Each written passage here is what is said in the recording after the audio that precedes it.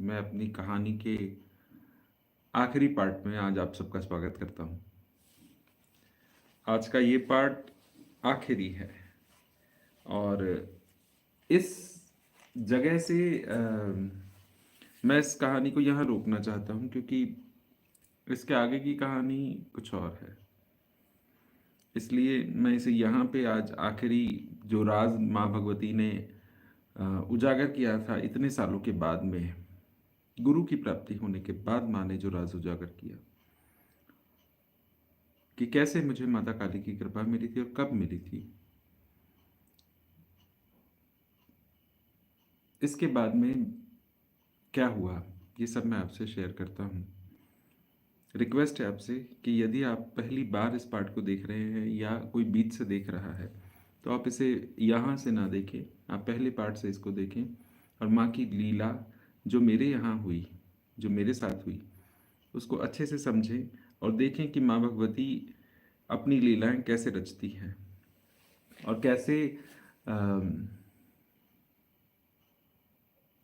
इस बात का उदाहरण कि जो बच्चे माँ भगवती के दिए होते हैं या जो बच्चे माँ के होते हैं या जो भक्त माँ भगवती के होते हैं, उनको वो अपनी तरफ कैसे खींचती है, इसका राज यहाँ से उजागर हुआ था, जो मुझे समझ में आया अपनी ज़िंदगी में इतनी उम्र मिलने के बाद। मैंने पिछली पार्ट में आपको बताया था कि कैसे मेरी पुच्छा, पहली बार मेरी पुच्छा हुई।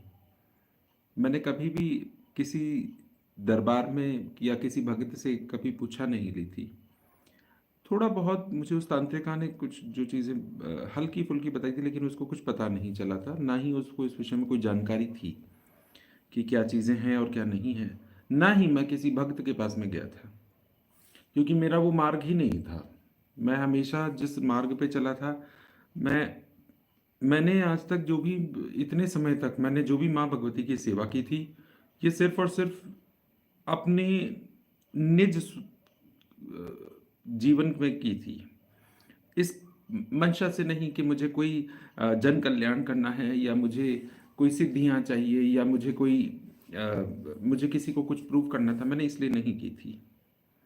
मैंने महामाई को जो मनाया था, मैंने जो पूजा था, मैंने बस माँ मान के पूजा था, बस मुझे उनका साथ चाहिए था और मुझे अपने जीवन में माँ की कृपा चाहिए थी, अपना कल्याण चाहिए था। यदि मेरे पास में कोई चीज़ माँ ने दी भी थी और जो कुछ भी कृपा माँ की मुझे हुई थी या जो कुछ भी शक्तियों के माध्यम से जो कुछ मुझे प्राप्त हुआ था, वो सब मैं सिर्फ और सिर्फ अपने हित के लिए अपने जीवन में उसका प्रयोग करना चाहता था। मैं कोई जन कल्याण या किसी अन्य के लिए मैं कोई कार्य कभी नहीं करना चाहता था। ये मेरी कोई इच्छा नहीं थी। तंत्र के मार्ग से वापस माने भक्ति के मार्ग की तरफ जिस टाइम मुझे जोड़ा और भक्ताई में आगे बढ़ाने के लिए माँ भगवती ने मुझे मुझे मेरे गुरु दरबार की प्राप्ति हुई और अपने गुरु दरबार पहुंचने के बाद जब पहली बार माँ भगवती ने वचन किए, मुझे मेरे गुरु महाराज की कृपा प्राप्त हुई। ऐसे गुरु जो कि सबसे श्रेष्ठ हैं, जिनकी कोई बराबरी ही नहीं है, उनकी तुलना का ही कोई नहीं है। जब माँ ने मेरी पूछा दी थी और माँ ने जब सारे वचन कर दिए और मुझे इस बोझ से भी दूर कर दिया कि मैंने माँ की खंडित विग्रह को विसर्जित किया था, उसके बाद जब मैं वहाँ से निकल रहा था, मैं बहुत रोया था उस दिन। मुझे माँ की लीला ही नहीं समझ में आ रही थी कि मुझे, मेरे साथ में ये माँ क्या कर रही है, कैसे खेल खेल रही है।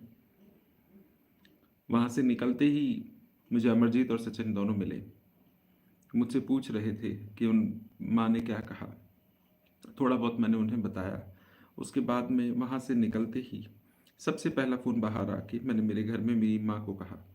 एक और बात आपको बताता हूँ, जो मैं माँ को मम्मी कहता हूँ, ये मेरे गुरु दरबार से मेरी जो गुरु हैं माँ भगवती से उनका इतना प्रगाढ़ प्रेम है कि वो माँ महाकाली को मम्मी बोलती हैं।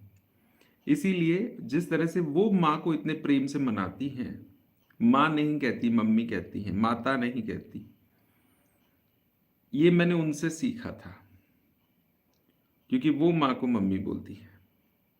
वहीं से मैंने माँ को मम्मी बोलना शुरू किया था। नहीं तो उससे पहले तक मैं बस माँ बोलता था। मम्मी, माँ मेरी मम्मी उनके यहाँ से बनी थी, उनसे सीख के बनी थी। मैं उनसे सीखता था कि जो प्रेम करना वो जानती है, जो समर्पण उनके पास है वो मेरे पास में नहीं है। ये पहली चीज थी जो मैंने अपने गुरु माँ से सीखी थी, माँ को प्रेम करना।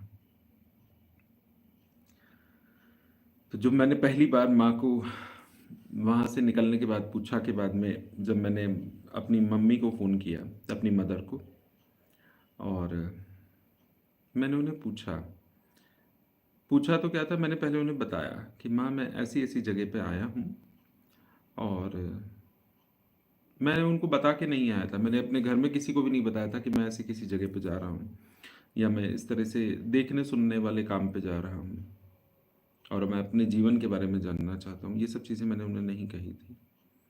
बिना बोले मैं आया था, ना ही कोई बताने की मुझे ज़रूरत भी नहीं लगी थी, क्योंकि उम्र भी मेरी, मैं कोई बच्चा तो था नहीं। तो इन सब विषयों पे मैं कभी उनसे चर्चा करता भी नहीं था। और लेकिन मुझे गुरु माँ ने जब ये बात बोली थी कि अपने घर पे पूछना, तब मैंने उन्हें पूछने की ज़रूरत समझी। तो मैंने जब उनको पूछा, पहले मैंने बताया कि ऐसे ऐसे मैं इस जगह पे आया हूँ, और मेरे को माँ भगवती ने ये वचन किए हैं कि मैं उनका दिया फूल हूँ, और ये कृपा मेरे साथ में बचपन से है, मैं उन्हीं का दिया हुआ हूँ। मेरे साथ में जो शक्तियाँ चलती हैं, जिनकी कृपा मुझे मिली हुई है, ये सब कुछ मेरे साथ में बचपन से है, और ये बात तुम्हारी माँ जानती है। तो मैं आपको ये फ़ोन करके पूछ रहा हूँ कि मुझे बताओ कि सच क्या है, और वो क्या ऐसी चीज़ थी जो मेरे साथ में बचपन में होती थी, उसके पीछे कारण क्या है, और मेरे को माँ महाकाली ने ये बात क्यों कही कि मैं उनका दिया फूल हूँ। अपने यहाँ तो कोई पूजन नहीं होता, अपने यहाँ तो कोई मानता ही नहीं है, कोई जानता ही नहीं है इन चीज़ों को।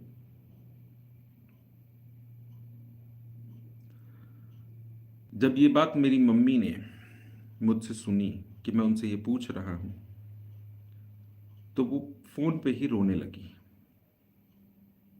मेरे फादर उनके सामने ही थे, वो रोईं।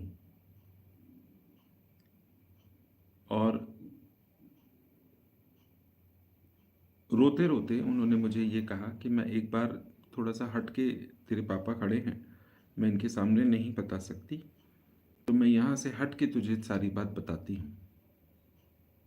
तो वो वहीं से पापा के पास में से कहीं एक तरफ हुई, और वो बहुत रोईं, और वो मुझे बोली कि मैंने कभी नहीं सोचा था कि ये माँ यहाँ तक मेरे साथ चली आएगी। मैं उनकी बातें सुन रहा था कि ये मेरी माँ बोल रही हैं, कि ये माँ मुझे ऐसा दिन दिखा देगी, मैंने कभी नहीं सोचा था। मैं कभी किसी को नहीं बताना चाहती थी ये बात। इसने मेरे को आज ऐसे मोड़ पे लाके खड़ा कर दिया है कि मुझे नहीं चाहते हुए भी ये सब बातें तुम लोगों के सामने बोलनी पड़ रही है। अपनी मदर के मुंह से मैंने जब ये बातें सुनी, मैं हैरान हो रहा था कि मेरी माँ जो मुझे ये कहती थी कि इसको मैं नहीं मानती हूँ, इसको मैं नहीं पूजती हूँ, और तुमको इनकी पूजा नहीं करनी चाहिए, वो मुझे ये बात बोल रही है। उन्होंने मुझे ये बताया कि हमारे घर में, मेरे अपने ननिहाल में, माँ काली को लोग मानते हैं। वहाँ पे एक दूना लगता है, एक बहुत बड़ा आश्रम है। उस आश्रम में कई पीढ़ियों से संत लगे हुए हैं। उन्होंने वहाँ पे महाकाली को प्रकट किया था साक्षात। महाकाली की एक गुफा है वहाँ, वहीं से महाकाली चलती है। गुरु गोरखनाथ का धूना वहाँ लगता है, गुरु गोरखनाथ की गद्दी है वहाँ। उसी जगह पे बाबा भैरव, माँ मसाणी, माँ शीतला, भोलेनाथ, हनुमान जी महाराज और गुरु गोरखनाथ, ये सभी स्थापित हैं। गणेश जी वहाँ पे प्रचंड रूप से चलते हैं। उस धूने की राख और उस धूने की जो भभूति होती है, उसी से हमारे घर के सारे कार्य होते थे। मेरी नानी जा चुकी थी इस दुनिया से। नानी जब तक थी तब तक उसी जगह से हर काम होता था, मेरे ननिहाल में सबका। अब वहां पे भी कोई नहीं मानता महाकाली को, उस स्थान को नहीं मानता, सब जानते हैं कि जब तक नानी थी तब तक में उस स्थान से सबके कार्य चलते थे। और मेरे एक कजिन मामा जी थे जिन पे माँ भगवती की सवारी थी, जो कि भगताई करते थे। वो इस दुनिया से जा चुके थे। उनके ऊपर में माँ भगवती, माँ महाकाली और गुरु गोरखनाथ, भैरवनाथ के साथ में हाजिरी उनके ऊपर में थी। बड़ी प्रचंड थी। वो अपने मुंह से किसी के लिए कुछ वचन कह देते तो वो सत्य हो जाते थे और वो कार्य हो जाता था। किसी के पास भटकने की जरूरत नहीं थी। जब वो मेरे मामा जी एक्सपायर हुए और मेरी नानी इस दुनिया से जब चली गई, तो उसके बाद में उस स्थान का सब मोल खत्म हो गया। उस जगह पे सबने जाना छोड़ दिया। मेरी मदर ने मुझे बताया कि जिस समय पे मेरी शादी हुई थी, मतलब मेरी माँ की जब शादी मेरे पिताजी से हुई थी, तो उसके साल 2 साल के बाद में मेरी मम्मी, जो मेरी मदर थी, उनको बच्चे नहीं हो रहे थे। जब सिचुएशन ये आई कि माँ गर्भवती नहीं हो पा रही थी, मेरी मदर को ऐसा कुछ इशू आ रहा था, तो उस समय पे ये जब मेरे ननिहाल में गई हुई थी या ऐसा कुछ था, तो वहाँ उस दरबार का आशीर्वाद, माँ भगवती का आशीर्वाद, मेरे उन्हीं मामा जी, मेरे जो कजिन मामा जी हैं, उनका आशीर्वाद मेरी मदर को मिला था। उनके माध्यम से माँ काली का आशीर्वाद मिला था और उनके आशीर्वाद के बाद ही मेरा जन्म हुआ था। मेरे बाद में मेरे ब्रदर आए थे। महाकाली जिसकी झोली भरती है, उसकी झोली में वो पुत्र जरूर देती है। इसीलिए हमारे घर में सिर्फ और सिर्फ पुत्र ही मिल हुए थे, कोई पुत्री नहीं हुई। मेरी मम्मी पे माँ महाकाली का बहुत अगाध आशीर्वाद है, ये मुझे बहुत बाद में पता चला था। क्योंकि जो चीज़ें मुझे दिखाई देती थी, जो मुझे पता चलता था, यही सेम चीज़ें मेरी मदर को भी थी। उनको भी सबका पता चल जाता था, लेकिन वो किसी से कुछ कहती नहीं थी। जब उन्होंने मेरे को ये बात फ़ोन पे बताई और वो रोने लगी, उन्होंने बोला कि मेरे को यहाँ पर, जब मैं शादी करके यहाँ आई थी, तो मैंने कोशिश की थी यहाँ पे सबको बताने का, लेकिन यहाँ पे लोग इस बात को मानते नहीं थे और सब सोचते थे कि मैं जादू टोना करती हूँ और मैं ऐसी किसी उल्टी सीधी जगह पे जाती हूँ और ये माँ भगवती, माँ महाकाली के तो ऐसी वैसी उल्टी सीधी चीज़ें चढ़ती हैं, तामसिक भोग भी लगते हैं, हम इसको नहीं पूजते, तुम ये पूजा मतलब टोने टोटके वाली हो। और हमारे यहाँ पे गुरुपंथ, राधा स्वामी गुरुपंथ चलता है, तो हम इन चीज़ों को नहीं मानते। अगर तुम वहाँ पे गई तो वापस तुम्हारे को हम इस चीज़ को बर्दाश्त नहीं करेंगे कि तुम वहाँ जाओ। मेरी माँ को खास ये साफ अल्टीमेटम मिल चुका था इसी वजह से। लेकिन उसके बाद में भी जब माँ को बच्चे नहीं हो रहे थे और उनको वो आशीर्वाद जब उस दरबार से मिला, और जब मैं इस दुनिया में आ गया, माँ भगवती ने मेरे और ब्रदर भी इस दुनिया में लेके आई। और जब मेरे साथ में बचपन में इस तरह की चीज़ें होने लगी कि मुझे ये सब चीज़ें दिखाई देने लगी, तो मेरी माँ डर गई थी। उन्होंने सभी चीज़ों को छुपा दिया। जो कुछ मेरे साथ हो रहा था वो ये सब जानती थी और वो मुझे कहीं और की नहीं, वहीं की भभूत खिलाती थी, वहीं के भभूत लगाती थी, तो मैं शांत हो जाता था। ये था वो राज। और उसके बाद कैसे मैं अचानक इतनी उम्र होने के बाद में माँ महाकाली के मंदिर में पहुंचा और मैंने किसी और को नहीं माना, सिर्फ और सिर्फ महाकाली को माना। माँ का खंडित विग्रह पूजा, अपने घर में माँ भगवती की स्थापना करी, मुझे जिस तरह से क्रोध चढ़ता था वो सब कुछ हुआ। ये सब बातें मेरे को माँ ने जब बताई, तो मेरी मदर मेरे को जब ये बात बोल रही थी तो वो कह रही थी, मैं जानती थी कि ये सब क्यों हो रहा है, क्योंकि तू उसका दिया हुआ है। मुझे ये बात पता थी कि वो अपनी अपने फूल को अपने अपने अलावा किसी और के पास नहीं जाने देगी। वो ये बात जानती थी। उनके मुंह से मैं ये सब चीज़ें जब मैं सुन रहा था, तो मैं हैरान था कि ये सब चीज़ें मेरी मदर, जबकि मैं सबसे क्लोज हूँ अपनी मदर से, उसके बावजूद मेरी मदर ने मेरे को ये सब चीज़ें नहीं बताई। उन्होंने मुझे बोला कि जब तू इसके मंदिर जाता था, जब तू इसको पूजने लगा था और तू हम सबसे दूर होने लगा था, मैं समझ चुकी थी कि ये मेरी गलती है कि मैंने तुझे ये सब चीज़ें नहीं बताई। अगर मैं बता देती तो शायद तुझे इतना भटकने की ज़रूरत नहीं पड़ती। और तू आज मेरे से ये बात पूछ रहा है, यदि तू मुझसे नहीं पूछता तो मैं तेरे को कभी नहीं बताती। इस बात को मैं अपने पेट में ही रखती, मैं कभी किसी से कुछ नहीं कहती, क्योंकि मुझे डर लगता है जैसे आज के समय में तेरे को यहाँ पे लोग पसंद नहीं करते हैं, अपने ही घर में सब लोग इस चीज़ को पसंद नहीं करते हैं, ऐसे ही मैं तो इस घर की बहू थी। अगर मैं इस बात को बता देती और मैं इस चीज़ को मानती तो मेरा तो यहाँ जीना मुश्किल हो जाता। तू लड़का है, तू बाहर रहता है, तू जो कर रहा है मैं उसके बीच में नहीं आई, लेकिन फिर भी तुझे परेशानी हुई, घर की तरफ से हुई, सबकी तरफ से हुई। यदि मैं ऐसा करती तो मैं कहाँ जाती। मुझे इतना रोना आया था इस बात पे कि ये माँ माँ माँ माई,